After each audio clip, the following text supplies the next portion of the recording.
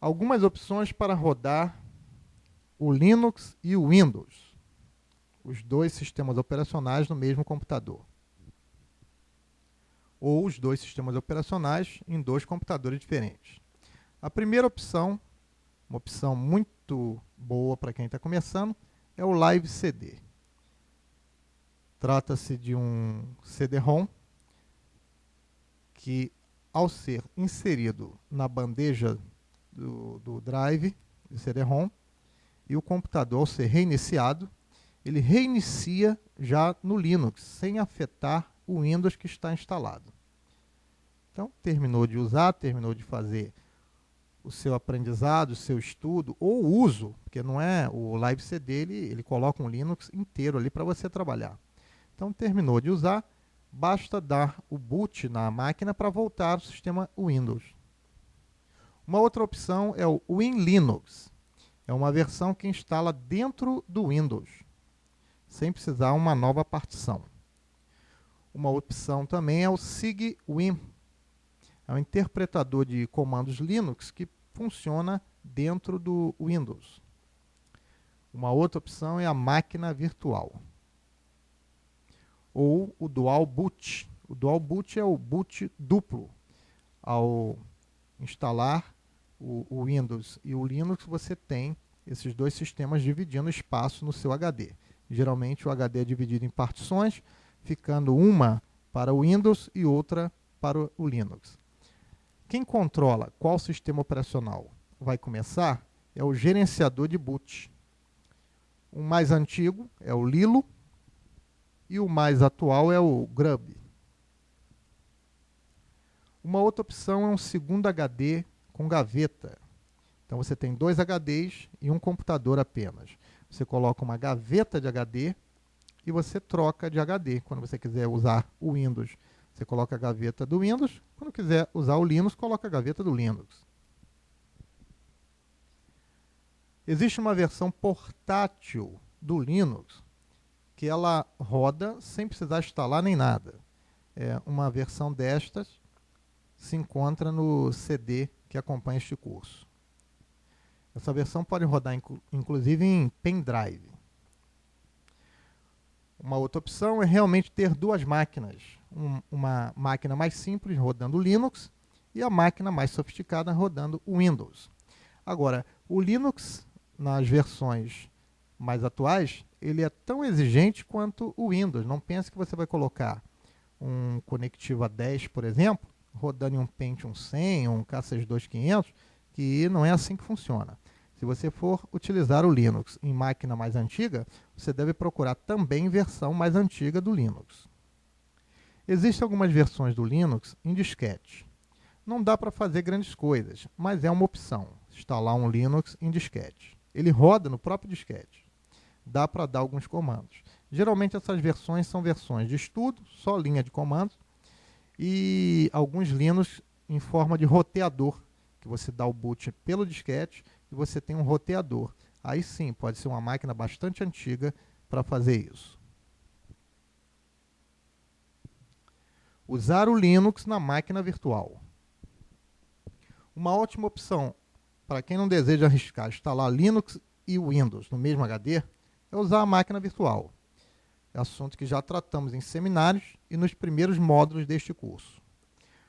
Como a máquina virtual vai dividir recursos com a máquina real, esta sugestão de usar o Linux em máquina virtual só se aplica a quem possua micro com processador acima de 1 GB, bastante espaço livre no HD, pelo menos 10 GB, e muita memória RAM instalada, no mínimo 256 MB, para você deixar 128 para a sua máquina Windows e 128 para o Linux.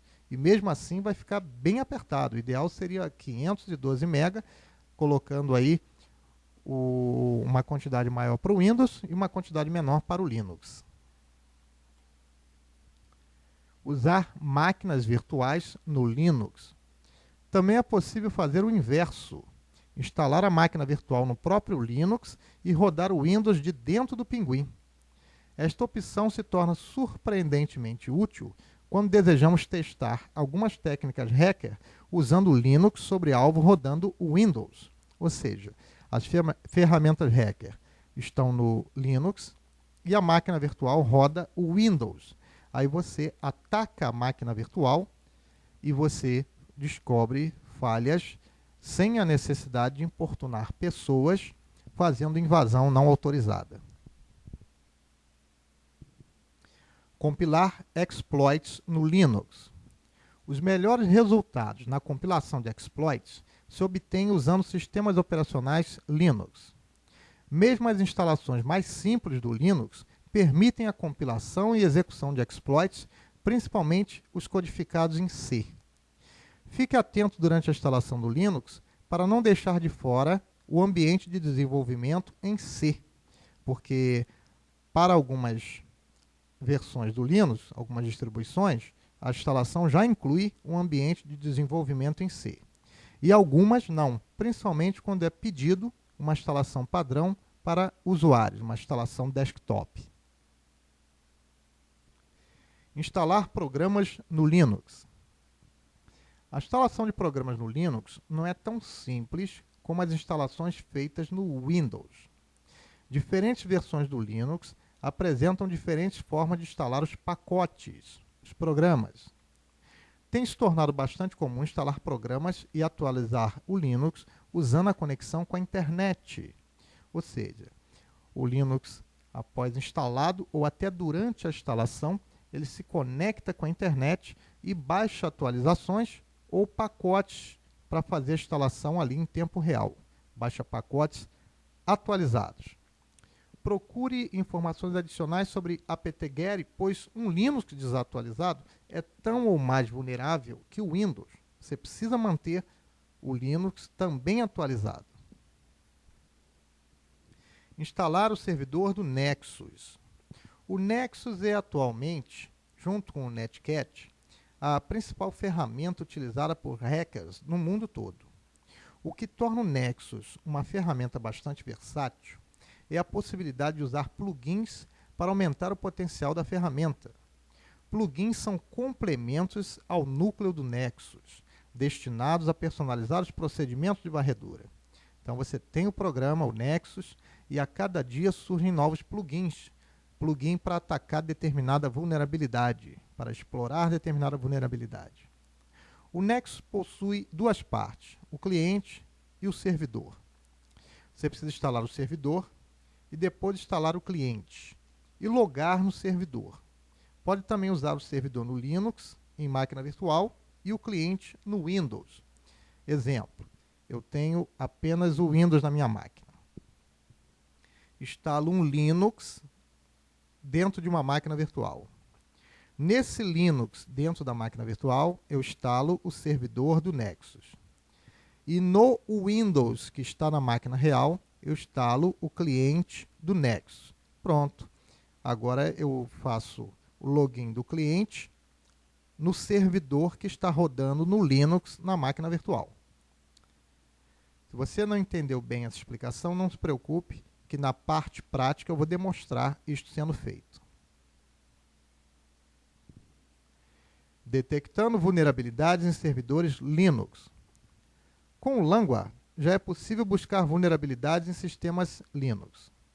Mas a esta altura do curso de hacker, o Languard deixa de ser a sua principal ferramenta de varredura, principalmente depois que você conhece programas como o Nexus e o Netcat. A busca de vulnerabilidades não tem qualquer mistério, mas o que ainda define quem vai ter sucesso na invasão ou não é a configuração da ferramenta e a interpretação do log de varredura. E para interpretar o log, você precisa entender o assunto, seja Linux, Windows, redes com ou sem fio, serviços ou protocolos.